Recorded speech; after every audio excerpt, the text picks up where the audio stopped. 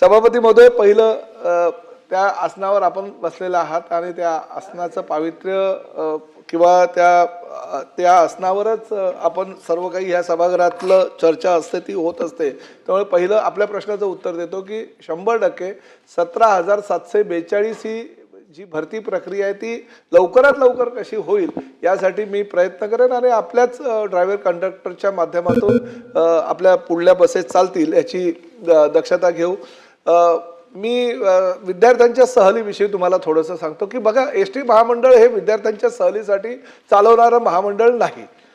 फक्त आणि फक्त ज्या दरम्यान एसटी महामंडळाला तोटा सहन करावा लागतो अशा वेळेस बसेस काही उभ्या असतात आणि उभ्या असलेल्या बसेसच्या माध्यमातून नुकसान होऊ नये, निदान सहलीच्या माध्यमातून तरी आपल्याला काहीतरी फायदा व्हावा यासाठी त्या बसेस त्या ठिकाणी वापरल्या जातात।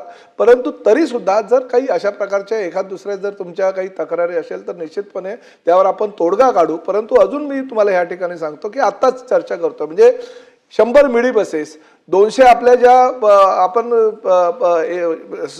दुसऱ्या मोठ्या बसेस घेणार आहोत वोल्वो सारख्या, त्याचबरोबर 8,000 बसेस ह्या 3x2 आणि 2x2च्या ह्या पुढल्या 6 महिन्यामध्ये आपल्या सेवेस येणार आहे। त्यामुळे मी तर माझ्याकडे तक्ता आहे की राज्यातल्या प्रत्येक कानाकोपऱ्यातल्या एकेका बस डेपोला आणि स्टँडला, तुम्हालाही कल्पना आहे की तुमच्या पत्रावरनं सुद्धा मी अनेक ठिकाणी बसेस दिलेले आहे। आता सुद्धा आमदार आणि लोकप्रतिनिधी बसेस मागून मागून कंटाळतील परंतु प्रताप सरनाईक देताना कंटाळणार नाही अशी अवस्था 6 महिन्यामध्ये महायुती सरकारच्या माध्यमातून आपण करणार आहोत।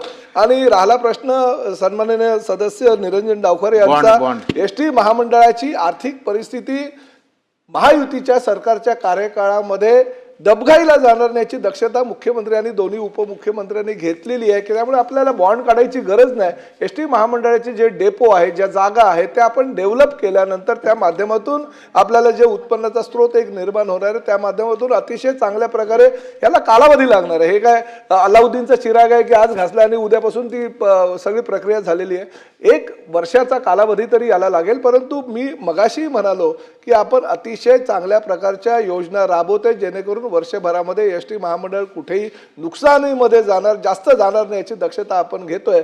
आणि विद्यार्थ्यांचा जो प्रश्न होता बदलापूरच्या घटनेचा आपण काढला, मी अभिमानाने सांगतो उद्या मुख्यमंत्र्यांच्या आणि दोन्ही उपमुख्यमंत्र्यांच्या आणि सन्माननीय सगळ्या सदस्यांच्या उपस्थितीमध्ये आपण लोकार्पण करतो। ती पहिली बस राज्यातली ठरणार आहे स्मार्ट बस, 4 CCTV त्यामध्ये एकाच बसमध्ये असणार, GPS यंत्रणा, पॅनिक बटन पासून एक अतिशय चांगल्या प्रकारची योजना घेऊन टाटा सारख्या कंपनीने ती बस आता आपल्याला आज दिलेली आहे। उद्या त्याचं लोकार्पण आहे, गुढीपाडव्याच्या दिवसापासून ती सर्वसामान्य जनतेच्या सेवेला उपलब्ध होईल।